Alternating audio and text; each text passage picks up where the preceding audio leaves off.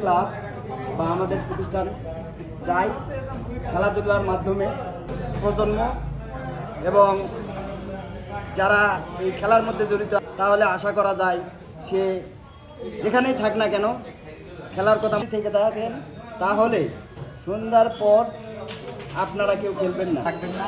যারা সময় কাটার জন্য আসে এবং ভালো থাকার জন্য আসে, ভালো পরিবেশে চলাফেরা। সম্মানিত সাধারণ সম্পাদক সাহেবকে, আজকে আমরা মাদকগ্রস্ত, মাদক ছেড়ে খেলাধুলার মাঝে আমাদের এলাকার উন্নয়ন হোক। আমি চাই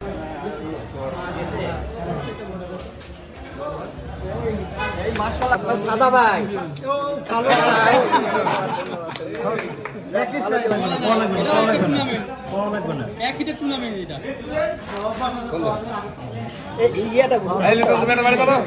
ভোটটা উঠুক ভাই, গরিব বেশি কিছু।